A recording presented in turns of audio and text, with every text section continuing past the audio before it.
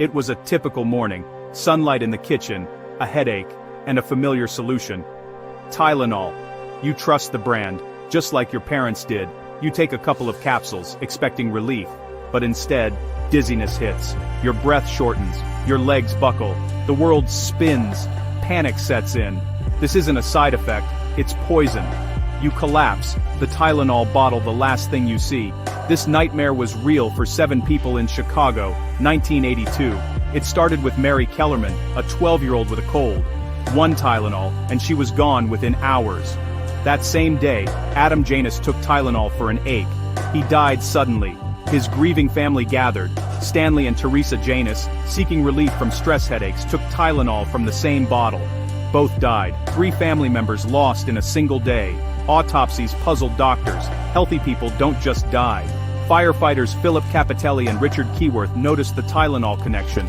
They suggested the unthinkable. The medicine was the killer. Tests confirmed it. Tylenol capsules were laced with cyanide, a deadly poison. The tragedy became a crisis overnight. The deaths were random, the method chillingly simple. The killer had turned a trusted product into a weapon. The city was in shock, and fear spread fast. The Tylenol murders shattered the illusion of safety in everyday life. Suddenly, anyone could be a victim. The investigation was just beginning. The public demanded answers, and the world watched, horrified as the story unfolded. The trust in a household name was destroyed in a single, terrifying week. News of the poisonings exploded nationwide. Tylenol, a household staple, was now a threat.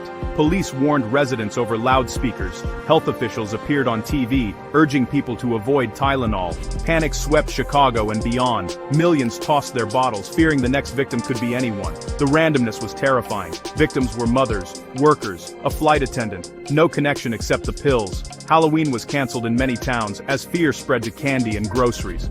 The Tylenol murders shattered trust in everyday products. Suddenly, buying medicine felt dangerous. The killer's message was clear: no one was safe.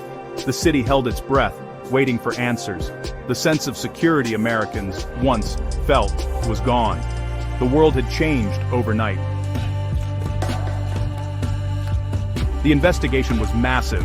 Police, FBI, and FDA joined forces. They quickly realized the tampering happened after the pills left the factory. Someone had bought bottles, poisoned them, and returned them to store shelves. The killer left no fingerprints, no witnesses, no motive. A letter demanding $1 million led to James Lewis, an extortionist, but not the murderer. Every lead went cold. The Tylenol killer was a ghost, faceless, vanishing without a trace. The case haunted investigators and families for decades. Was it terrorism, revenge, or random evil? The mystery remains unsolved.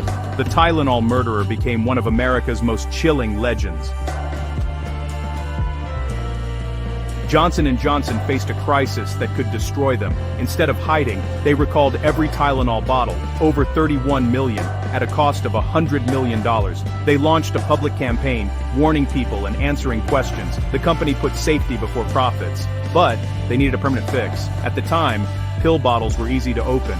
No seals, no protection. The killer exploited this flaw. Johnson & Johnson responded with tamper-resistant, triple-sealed packaging, glued boxes, plastic bands, foil seals.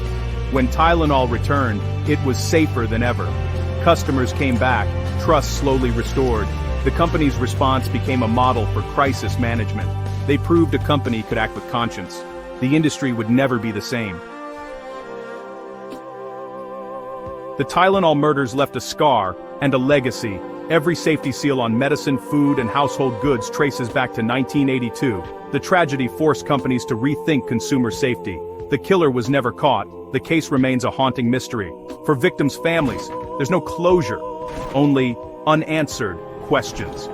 The crime marked a loss of innocence, poisoning public trust. Now we check seals and inspect packaging, always a little wary. The lesson: safety can't be taken for granted. The Tylenol case is a chilling reminder that evil can hide in plain sight, and the search for answers continues, even decades later. Thanks for surviving this story. Subscribe to uncover more, and tell us in the comments what shocked you most.